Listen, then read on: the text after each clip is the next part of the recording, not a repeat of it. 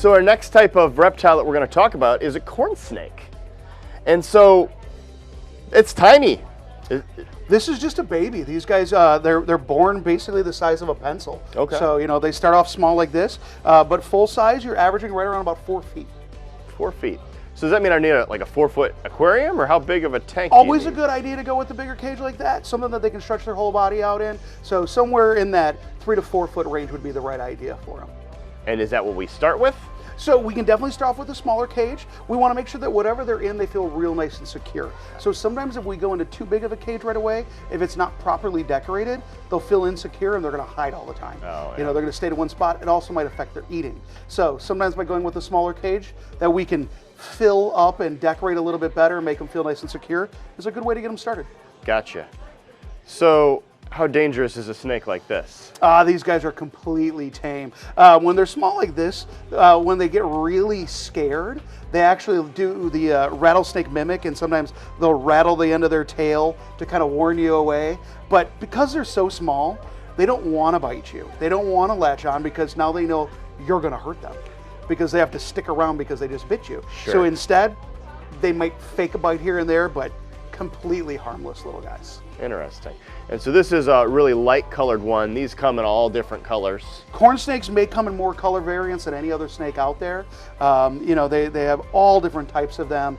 The standards are going to be kind of an orange, red, brown mix, but this is a snow corn. So they've taken out all of those red colorations and left us with this kind of pink and white look. Huh. That's cool. So who is this a good pet for? So these are going to be great for beginner reptile keepers. They're notoriously known for being easy to feed. They will take meals readily for you. They don't get too large for you. Average lifespan is going to be somewhere right around about 25 years. So you're going to have a decent little life to them, but not overly extended on it. So somebody that's going to make a commitment to it, but not looking for everyday hard commitment or anything that's going to get too large for them. And so when you said it's 4 to 5 feet long, how big around are we talking? Oh, these guys aren't going to get very big around at all. Maybe about 2 inches, you know, from side to side. Not going to be very big, you know, that large at all. So easy to handle still. Got it. And so at this size, you feed it what? So these guys are going to eat what we call pinky mice. So they're going to be newborn baby mice, just going to be a small mouse like that. When they're very young, you're usually going to have to do a live mouse, but they'll easily get trained when they're young to switch over to a frozen thawed mouse. So we're going to take that frozen mouse, thaw it out, get it nice and warm, and then offer it to them to feed. We've got an extra feeding container here. So what we usually like to do is take the snake out, put him into that container, offer him the prey, so that way they're right there in contact with it. We can observe them easily. They don't go and hide in their cage when we're trying to feed them, that kind of a thing. So it just makes it an easier feeding experience for everybody. Gotcha, okay. So then if we take them out of the main habitat, this is a 20 long aquarium. Is this a good size to start with? This is a great size to start with. This will give us plenty of space to be able to decorate, plenty of space to be able to create a thermal gradient. So this way we're gonna go, so we have a hot side on one side of the cage, down to a cool side on the other side of the cage, so we can create that temperature gradient inside of there, and we can be able to still decorate it up and give them all the things that they need for their enrichment. Got it. And what tools are we using to heat the environment? Like what are we doing for these guys? So with these guys, we can use either a heat pad, which is going to heat from underneath, going to give them that belly heat to be able to digest their food, and or we can use the heat light.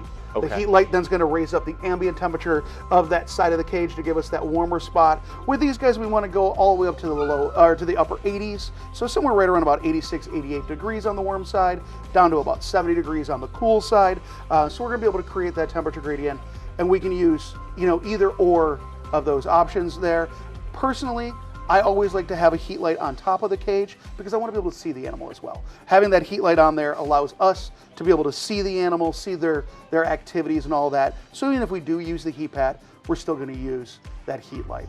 To be able to make sure we're doing it properly, we're then going to utilize one of the thermometer options. We have 2 different options here. We have either the dial thermometers.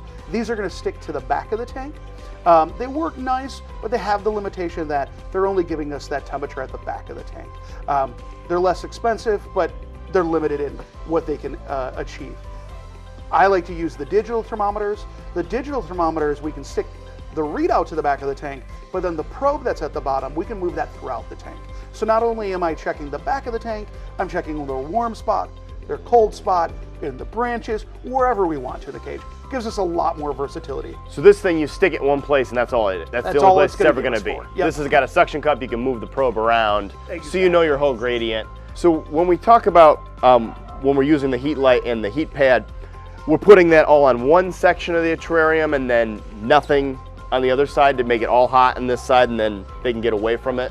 Correct, except for an extreme case where we might have a really cold room, basement application, we generally are going to be able to keep everything on one side. Our room temperature is going to keep us at that 70 degrees on the other side, but we're going to keep all that heat down on one end to be able to accomplish that gradient that we're looking for. And we wouldn't want to do like opposite, like heat mat on the bottom of this and then the light on the other end, right? No, that's going to confuse the animal, because now he doesn't know, if I'm on the ground, the heat's on one side, but now if I go into the trees, the heat's on the other side. It's going to confuse him. He's not going to understand that. Naturally, that's just not the way it would work for him.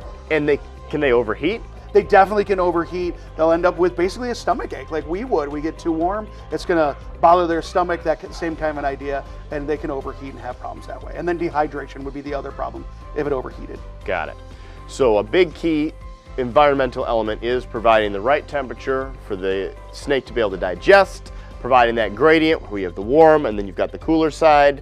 And then what else goes in the habitat? So one of the other parts to build off of that, if we're having any struggles with that maintaining of the temperature, what we can also add in is one of our thermostats. So our thermometers just tell us what that temperature is in the cage.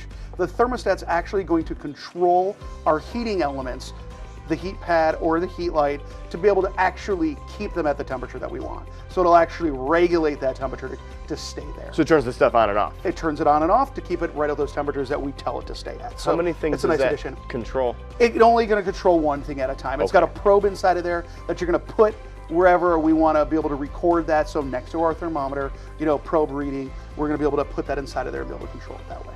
That's cool. All right. From there, the other things we want to make sure that we have inside of this environment is definitely a good place for them to be able to hide. We want to make sure they feel safe. Not only after they've eaten a meal, they're going to become a little fat and sluggish, so they need to be able to get away, but also for when they're sleeping, they want to make sure no predators can come out and attack them. And whether we like it or not, as long as we keep these guys, we're always going to be a predator to them, so we need to make sure that we have that option in there. So they can get away and feel secure. Exactly. From there, I always like to add some decor options. We can add in some of the plants, other branches, things like that. These are going to allow them to explore their cage, going to allow them to be able to kind of move up and down inside of the cage and use all of the surface, space that we have inside of there. Will they climb up on stuff? They'll definitely climb up on there. We don't consider these guys to be arboreal, but just having things to climb around, out in the wild, they're gonna go up on fallen sticks, logs, things like that. They're out hunting, they're out looking, surveying their environment. So we want to give them those options to be able to go in there. Where are these things native to? These guys come right here in the United States. So the southeast United States is primarily where they're gonna be found, but all the way up until southern Illinois. Oh, wow. And they're corn snakes because they live in cornfields? They're generally known to live in cornfields, that kind of a thing. The bottom of their scales also on the colored up ones has been referred to as looking like what we call Indian corn. Oh, got it. That kind of idea. But yeah, they like to live in the cornfields. Farmers like them because they'll rid their cornfields of the rodents that live out there. So they help the farmer out. Got it. Got it. Okay, and then we have a little water dish in here. Is the size of the dish matter? So it's always a good idea to have a water dish that's deep enough that they can run their body through it. That's going to help them with shedding and keeping their humidity up in their cage. But they're also just want to make sure that they can stay nice and hydrated. Do we use any old water, tap water fine? So it's always a good idea to use our Reptisafe inside of there, just so we can make sure that we neutralize what's inside of the water that's coming in there, help to get rid of some of those hard minerals and things like that. So we can use tap water, just treat it with this? Treat it with that, yep. Okay, got it, got it. Okay, and then does it sit on the bare bottom of the glass, or what do we put in the bottom of these? So we can use a lot of different options. Like I said, these guys come from the southeast United States. They live in a lot of cornfields and prairies, so wood chips and things down there. We do make our aspen snake bedding, which is a great option. Easy to clean. Again, these guys are going to eat about once a week, so they're going to go to the bathroom about once a week. So easy to spot clean that way, and using a bedding like this makes it real nice and easy to clean. But also what's nice about this is just based on its texture, it's easy for them to burrow and hide in. So we've provided yet another way for them to be able to feel safe and happy inside of their cages. Got it. That's cool. All right. Is there anything else we need to know about this type of a reptile, keeping it as a pet, anything like that? So the great thing about corn snakes is they're not dependent on our handling. They're going to be perfectly fine inside of the cage. So when we're worried about what kind of handling commitment we're going to have out of it, if you're not sure, if you're really not sure what your level of handling is going to be, corn snakes are great for that because they're going to cover that spectrum for you. They're going to be very happy you just letting them be, and they're not going to grow angry with you if you don't handle them. Okay. Whereas on the other hand, if you want to have a little bit more increased handling with them, they're going to be a great option that way as well. So they're a little bit flexible depending on what your handling needs are. Is there too much handling? Like the only time I ever worry about too much handling is right after feeding. Okay. Nobody wants to get stressed out right after they've eaten a good sized meal. And so after these guys eat a meal, I usually like to tell people to give them a day off from handling, let them digest their food, and then they'll be good to go. Got it. And so for reptiles have scales, and as they grow, they shed their skin. Correct. How often should we be seeing that happening with a snake like this? So the young ones like this, you're going to see it about every 4 to 6 weeks as they eat. As they get older, you might only see it 3 or 4 times a year. I see. And is the growth rate a factor of age or nutrition or both? It's definitely a factor of both. When they're smaller, they're going to grow much quicker. As they get older, they're going to continue to grow their entire life. It's just going to be really, really small amounts. That's why they'll keep shedding their skin. But definitely, it gets a factor of both, depending on how much they're eating and how old they are. Got it. Cool. All right, so that is the corn snake information. If you're interested in potentially owning a corn snake, please come into the store and speak with a pet counselor. Thanks so much.